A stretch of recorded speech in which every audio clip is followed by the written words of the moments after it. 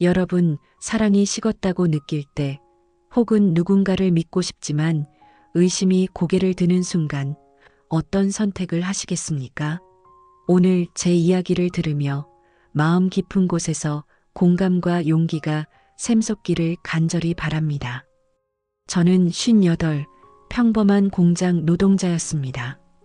이름은 굳이 밝히지 않겠습니다.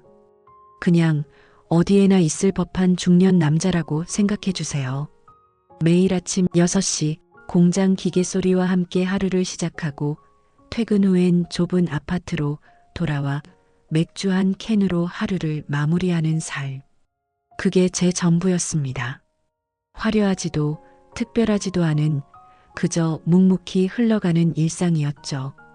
제 아내는 49이었어요. 25에 만나 결혼한 뒤 24년을 함께 살았습니다. 딸 하나가 있고 이제 대학생이 됐죠. 아내와 저는 서로에게 익숙한 동료 같았습니다. 젊은 시절의 뜨거운 사랑은 세월 속에서 희미해졌지만 그래도 믿음은 있다고 생각했어요. 아내는 늘 집을 깔끔하게 정리하고 저녁이면 따뜻한 밥상을 차려줬습니다. 저는 그게 당연하다고 여겼죠. 아내가 무슨 생각을 하는지, 무슨 감정을 느끼는지 깊이 들여다볼 여유는 없었습니다.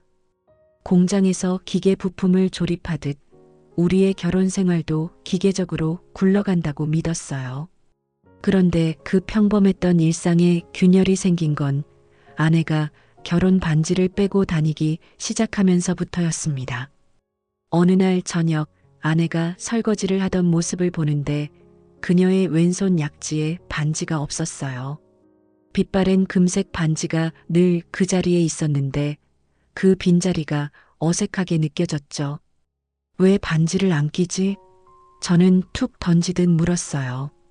아내는 싱크대에서 고개를 들지 않고 웃으며 대답했죠. 손이 좀 붓는 것 같아서 요즘 좀 답답해. 그 말에 별 생각 없이 고개를 끄덕였어요. 그럼 좀 쉬면서 해. 대수롭지 않게 넘겼죠. 아내가 손이 부었다면 그럴 수도 있겠다 싶었어요. 그때까지만 해도 그게 무슨 의미인지 전혀 몰랐습니다. 하지만 그 후로 아내의 행동이 하나둘 달라지기 시작했어요. 예전엔 저녁 7시면 집에 들어와 밥상을 차리던 그녀가 늦게 들어오는 날이 많아졌습니다. 친구들이랑 밥 먹었어라거나 회사에서 야근했어라는 말이 자주 나왔어요. 아내는 동네 작은 의류 매장에서 점원으로 일했는데 그 일이 야근할 만큼 바쁜 건 아니었죠. 의류 매장이 뭐 밤늦게까지 옷을 정리하나? 의심이 살짝 고개를 들었지만 저는 애써 그 생각을 지웠어요. 24년을 함께한 사람인데 뭔가 오해가 있겠지. 아내를 믿고 싶었어요. 그녀가 나를 속일 리 없다고 스스로를 다독였습니다. 그런데 이상한 기분은 점점 커졌어요. 아내는 전화기를 손에서 놓지 않았어요. 예전엔 식탁에 올려놓고 밥을 먹던 그녀가 이제는 전화기를 주머니에 넣거나 손으로 꼭 쥐고 있었죠. 한 번은 저녁을 먹다가 전화 좀 보여줘라고 농담처럼 말했는데 아내의 표정이 굳어지는 걸 봤어요. 왜? 갑자기 웬 전화? 그녀의 목소리에 날이 섰죠. 그냥 궁금해서. 저는 웃으며 얼버무렸지만 속으론 찝찝했어요. 왜 저한테 전화기를 보여주기 싫어하는 걸까? 별거 아닐 텐데 왜 저를 불안하게 만드는 걸까? 그러던 어느 날 공장 동료가 툭 던진 말이 제 마음에 불을 질렀습니다. 그날은 점심시간 공장 식당에서 동료들과 밥을 먹고 있었어요. 동료 중 한 명이 그러니까 그 친구도 저처럼 평범한 아저씨인데 갑자기 저를 보며 말했죠. 야, 너 와이프 요즘 좀 이상하지 않냐? 저번에 시내에서 어떤 남자랑 커피 마시는 거 봤다는데. 순간 젓가락이 손에서 멈췄어요. 뭐? 그게 무슨 소리야? 저는 목소리가 떨리는 걸 숨기려 애썼죠. 동료는 어깨를 으쓱하며 대수롭지 않게 말을 이었어요. 그냥 소문이야. 누가 그러던데 너 와이프가 젊은 남자랑 카페에서 웃고 떠들더래. 너도 좀 알아봐. 그 말에 머리가 멍해졌어요. 심장이 쿵쾅거리며 귀까지 먹먹해졌죠. 그게 누가 한 말이야? 정확히 누가 봤는데? 저는 다그치듯 물었어요. 동료는 곤란한 표정으로 그냥 동네 아저씨들이 그러던데. 나도 직접 본 건 아니야 라고 했죠. 그 말에 더 화가 났어요. 소문이라니 근거도 없이 왜 그런 말을 하는 거지? 하지만 한편으론 불안이 밀려왔어요. 아내가 반지를 뺀 일 늦게 들어오는 날들, 전화기를 감추는 행동들이 머릿속에서 퍼즐처럼 맞춰지기 시작했어요. 그날 오후 공장에서 기계를 돌리면서도 집중이 안 됐어요. 기계 소리 사이로 동료의 말이 계속 맴돌았죠. 너 와이프 다른 남자랑. 퇴근 후 집으로 돌아왔을 때 아내는 평소처럼 저녁을 준비하고 있었어요. 오늘 좀 늦었네. 공장 바빠? 그녀는 밝게 웃으며 물었죠. 그 웃음이 예전엔 따뜻하게 느껴졌는데 그날은 어쩐지 낯설었어요. 응, 그냥 좀. 저는 짧게 대답하고 소파에 앉았어요. 아내가 부엌에서 칼질하는 소리를 들으며 가슴이 답답해졌죠. 물어볼까? 그냥 대놓고 너 요즘 왜 이상해? 라고 말해볼까? 하지만 입이 떨어지지 않았어요. 만약 아내가 정말로 뭔가를 숨기고 있다면 그 진실을 마주할 용기가 없었어요. 그냥 아무 일도 아닌 척 평소처럼 밥을 먹고 TV를 보며 하루를 끝내고 싶었죠. 그날 밤 아내가 잠든 후에도 저는 잠을 이루지 못했어요. 침대 옆에서 그녀의 숨소리를 들으며 24년 전 결혼하던 날이 떠올랐습니다. 아내는 하얀 드레스를 입고 수줍게 웃으며 제 손을 잡았었죠. 그때 그녀는 세상에서 가장 믿음직한 사람이었어요. 그런데 지금 왜 이렇게 멀게 느껴지는 걸까? 반지를 뺀 손, 늦은 귀가, 동료의 소문 모든 게 저를 불안의 구렁이로 몰아넣었어요. 그 순간 결심했죠. 진실을 알아야겠다고. 아내가 정말로 나를 속이고 있다면 그걸 그냥 모른 척 넘어갈 순 없었어요. 다음 날 저는 아내의 전화기를 확인할 계획을 세웠어요. 그녀가 샤워하는 틈을 타서 비밀번호를 풀고 메시지를 확인해 볼 작정이었죠. 비밀번호는 딸의 생일, 그건 확실했어요. 하지만 그 계획을 세우면서도 가슴이 무거웠어요. 내가 지금 뭘 하려는 거지? 24년을 함께한 아내를 몰래 염탐하다니. 이게 맞는 걸까? 그래도 멈출 수 없었어요. 진실을 알지 않고는 더 이상 하루도 버틸 수 없을 것 같았죠. 혹시 이런 순간을 겪어본 적 있으신가요? 믿고 싶은 마음과 의심하는 마음이 뒤엉켜 가슴이 터질 것 같은 그 순간. 저는 그때 그 혼란 속에서 진실을 향해 한 발짝 내디뎠습니다. 그게 제 인생을 뒤흔들 첫걸음이 될 줄은 그땐 몰랐어요. 24년을 함께한 아내를 의심하기 시작했습니다.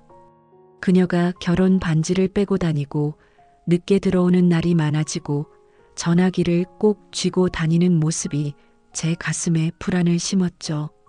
공장 동료의 말, 너 와이프가 시내에서 어떤 남자랑 커피 마시는 걸 봤다는데 라는 그 한마디가 제 머릿속을 뒤흔들었습니다.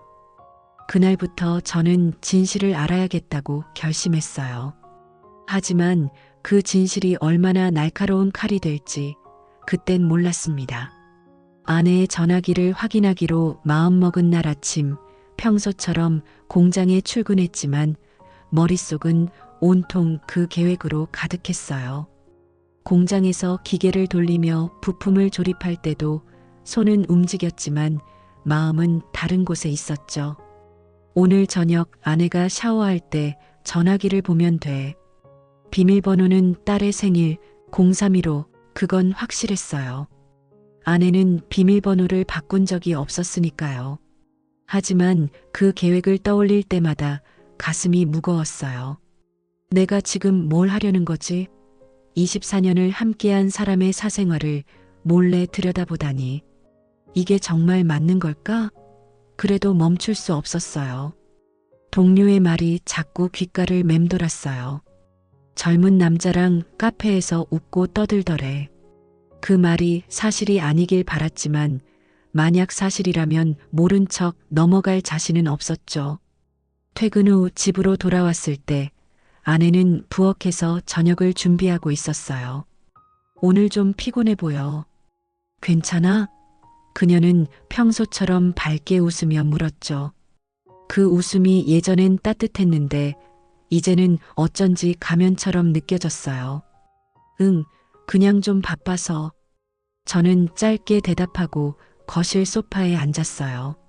아내가 부엌에서 채소를 썰는 소리, 프라이팬에서 기름 튀는 소리가 들렸지만 평소처럼 마음이 편하지 않았어요. 전화기를 확인할 기회를 노려야 했으니까요. 아내가 샤워하러 들어가면 그때가 기회일 거라 생각했어요. 심장이 쿵쾅거리며 손바닥에 땀이 찼죠. 저녁을 먹고 나서 아내는 설거지를 하다 말고 나 먼저 샤워할게라고 말했어요.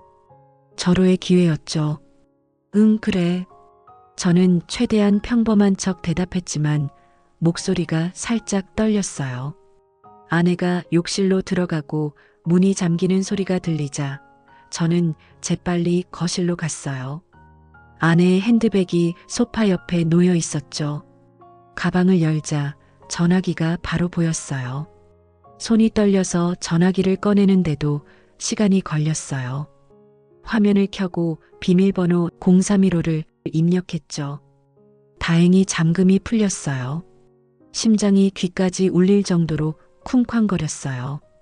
메시지 앱을 열었을 때 낯선 이름이 눈에 들어왔어요. 민수. 이름 아래엔 최근 메시지가 쌓여 있었죠. 오늘 저녁 7시 평소 카페에서. 지난번에 준 선물 잘 썼어. 그 문장을 읽는 순간 머리가 하얘졌어요. 손이 떨려 전화기를 떨어뜨릴 뻔했죠. 더 확인해야 했어요. 메시지를 스크롤하며 읽어 내려갔습니다. 지난주에 만났을 때 너무 즐거웠어. 다음에 같이 영화 볼까? 너 때문에 요즘 하루가 설렌다. 하나하나가 가슴에 비수를 꽂는 것 같았어요. 아내의 답장도 보였죠. 나도 그날 진짜 행복했어. 영화 좋아. 시간 되면 말해. 이게 뭐지? 내 아내가 24년을 함께한 내 아내가 다른 남자와 이런 대화를 나누고 있다고? 믿을 수가 없었어요. 순간 욕실에서 물소리가 멈춘 게 들렸어요. 서둘러 전화기를 원래 자리에 돌려놓고 소파에 앉았죠. 아내가 욕실에서 나오며 시원하다라고 말할 때 저는 고개를 끄덕이며 TV를 보는 척했어요. 하지만 머릿속은 엉망이었어요. 그날 밤 잠이 오지 않았어요. 아내는 옆에서 평온하게 잠들었지만 저는 그녀의 얼굴을 볼 때마다 메시지들이 떠올랐어요. 민수라는 남자는 누구지? 아내가 말했던 대학 동기일까?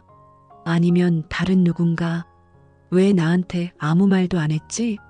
24년 동안 우리가 서로에게 숨긴 게 없다고 믿었는데 이게 뭐야? 화가 나기도 했지만 더 큰 건 두려움이었어요. 아내가 나를 떠나려는 걸까? 내가 모르는 사이에 그녀의 마음이 이미 다른 곳으로 간 걸까? 그 생각만 하면 가슴이 조여왔어요. 다음 날 저는 아내를 따라가기로 결심했어요. 메시지에 나왔던 평소 카페가 어딘지 몰랐지만 아내가 자주 간다고 했던 동네 카페를 떠올렸어요. 시내에 있는 분위기 좋다는 그 카페. 퇴근 후 아내에게 오늘 좀 늦을지도 몰라 공장에서 회의 있어라고 거짓말을 했어요. 아내는 별 의심 없이 알았어. 밥은 챙겨 먹으라고 대답했죠. 그 무심한 대답이 더 날 아프게 했어요. 저녁 6시, 저는 카페 근처에 차를 세우고 기다렸어요. 창문 너머로 카페 안이 보였지만 아직 아내는 보이지 않았어요. 7시가 되자 아내가 카페 문을 열고 들어가는 게 보였어요.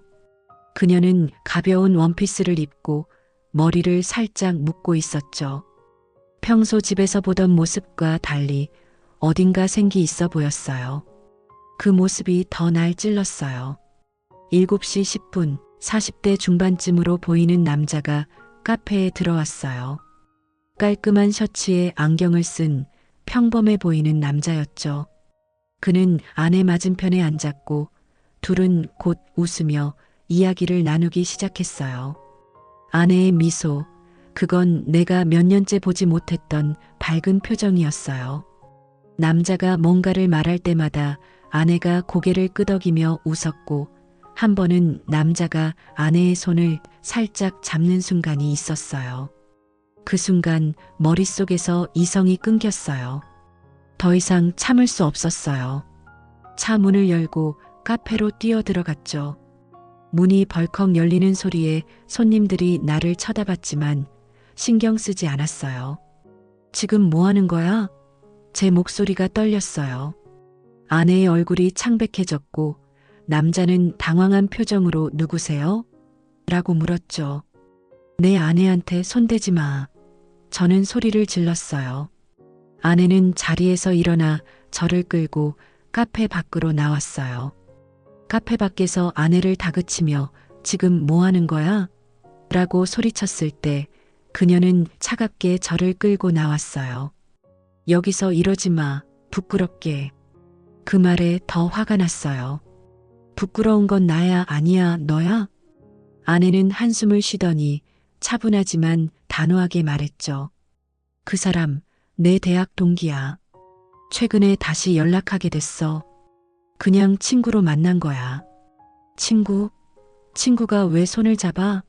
왜 나한테 말 안 했어? 제 목소리가 갈라졌어요. 가슴이 터질 것 같았죠.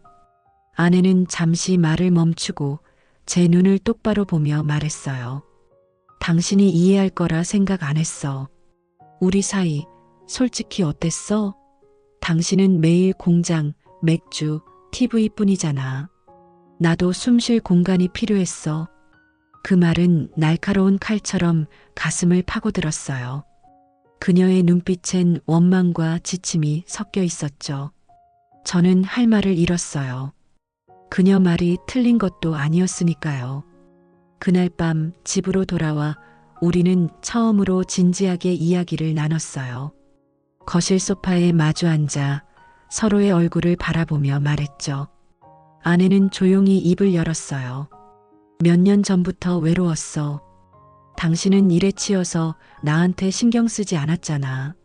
내가 무슨 생각을 하는지, 무슨 감정을 느끼는지 물어본 적이 있었어? 저는 고개를 숙였어요. 그녀 말이 맞았어요. 저는 아내가 곁에 있는 게 당연하다고 생각했죠. 그녀가 힘들 때, 외로울 때 제가 곁에 있어준 적이 거의 없었어요. 그럼 왜 다른 남자를 만난 거야? 왜 나한테 말하지 않았어? 제 목소리가 떨렸어요. 아내는 한참을 침묵하더니 담담하게 대답했죠. 말했으면 당신이 이해했을까? 그냥 화내고 끝났을 거야. 그리고 솔직히 그 사람과 이야기하면서 오랜만에 내가 살아있다고 느꼈어. 그 말은 제 자존심을 짓밟았어요. 아내가 다른 남자와의 대화에서 행복을 찾았다니, 그건 내가 그녀에게 아무것도 주지 못했다는 뜻 아닌가요? 분노와 슬픔이 뒤섞였어요. 그래서 나를 속인 거야? 그게 정당하다고 생각해? 저는 그녀를 다그쳤어요. 아내는 고개를 숙이고 조용히 말했죠. 정당하다고 생각한 적 없어. 그냥 나도 약했어. 딸 때문에, 그리고 당신을 완전히 버리고 싶지 않아서 이혼은 생각 안 했어. 그 말에 가슴이 더 아팠어요. 그녀는 나를 떠나고 싶지 않았다고 했지만 그렇다고 그녀의 행동을 용서할 수는 없었어요. 그 대화는 우리 사이의 균열을 더 선명하게 드러냈어요. 저는 아내에게 물었죠. 그 남자랑 어디까지 갔어? 그냥 친구라는 게 진짜야? 아내는 단호하게 대답했어요. 그 이상은 없었어. 그냥 대화하고 가끔 커피 마신 거야. 믿거나 말거나 그건 당신 선택이야. 하지만 저는 믿을 수 없었어요. 그녀의 미소, 그 남자의 손길, 메시지 속 설렘 가득한 말들이 제 머릿속에서 지워지지 않았죠. 그럼 왜 반지를 뺀 거야? 손이 부었다는 건 핑계지? 저는 따지듯 물었어요. 아내는 한숨을 쉬며 말했어요. 솔직히 반지는 무거웠어. 당신과 내가 예전 같지 않다는 걸 매일 느끼면서 그걸 끼고 있는 게 답답했어. 그 말을 듣는 순간 우리의 결혼이 이미 오래전부터 무너져 있었다는 걸 깨달았어요. 아내는 외로움을 달래기 위해 다른 남자를 만났고 저는 그녀의 마음을 돌보지 않은 채 무심히 살아왔죠. 서로에게 상처를 준 거예요. 그날 밤 우리는 더 이상 말을 잇지 못했어요.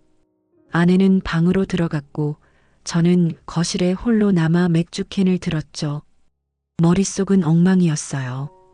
이 결혼을 이어가야 할까? 용서할 수 있을까? 아니면 이 모든 걸 끝내야 하나? 딸의 얼굴이 떠올랐지만 깨진 신뢰는 쉽게 붙지 않을 것 같았어요. 사랑했던 사람의 마음이 멀어졌다는 걸 알았을 때 그걸 붙잡으려 애쓰는 게 맞는 걸까요? 아니면 놓아주는 게 나은 걸까요? 저는 그때 그 질문 앞에서 갈등하고 있었습니다. 아내의 외로움은 내 잘못이기도 했지만 그녀의 배신은 내 가슴을 갈기갈기 찢어 놓았어요. 그 상처를 안고 저는 곧 결정을 내려야 했죠. 하지만 그 결정이 얼마나 큰 파장을 일으킬지 그땐 아직 몰랐습니다. 저는 58, 24년을 함께한 아내의 배신을 마주하고 가슴이 찢어지는 아픔을 겪었습니다. 카페에서 다른 남자와 웃으며 손을 잡던 그녀, 전화기 속 설렘 가득한 메시지들, 그리고 나도 숨 쉴 공간이 필요했어라는 그녀의 말이 제 머릿속을 맴돌았죠.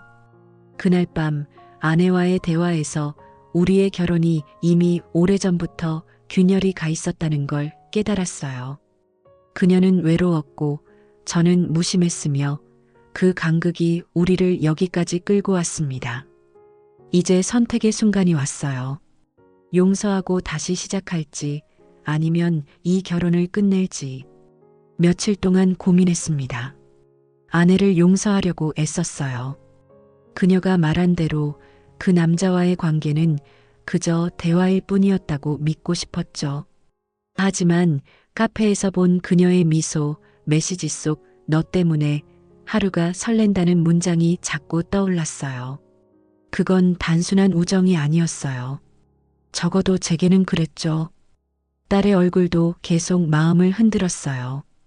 대학생인 딸이 이혼 소식을 들으면 얼마나 상처받을까? 그래도 깨진 신뢰는 붙일 수 없었어요. 매일 아내를 볼 때마다 그 카페 장면이 재생될 거라는 걸 알았죠.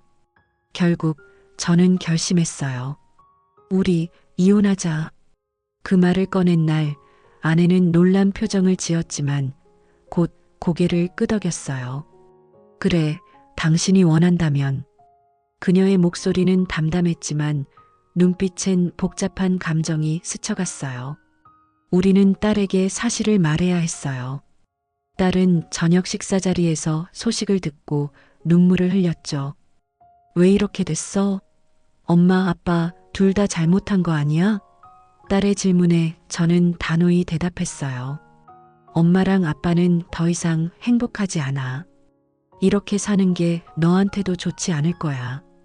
딸은 울면서 방으로 들어갔고 그 모습에 가슴이 아팠지만 결정을 바꿀 순 없었어요. 이혼 절차는 빠르게 진행됐어요. 재산은 반반 나눴고 아내는 시내에 작은 아파트를 얻어나갔어요. 저는 공장 근처 단칸방으로 옮겼죠. 딸은 저와 아내를 번갈아 만나며 적응하려 했지만 처음엔 우리 둘 다 피했어요. 너희 때문에 내 인생 망가졌어라는 말을 한 번씩 내뱉고는 방에 틀어박히곤 했죠. 그때마다 미안함이 밀려왔지만 이혼이 우리 모두에게 필요한 선택이었다고 믿었어요. 아내와 함께 있는 매 순간이 고통이었다면 그걸 억지로 이어가는 건 더 큰 상처를 남겼을 거예요. 이혼 후 저는 처음으로 제 삶을 돌아봤어요. 공장에서 기계를 돌리며 맥주를 마시며 TV 앞에서 시간을 보내는 그 반복 속에서 저는 아내의 외로움을 외면했어요. 그녀가 힘들 때 손을 내밀지 않았고 그녀의 감정을 들여다보지 않았죠. 후회가 밀려왔지만 뒤늦은 깨달음은 아무 소용 없었어요. 대신 저는 새롭게 시작하기로 했어요.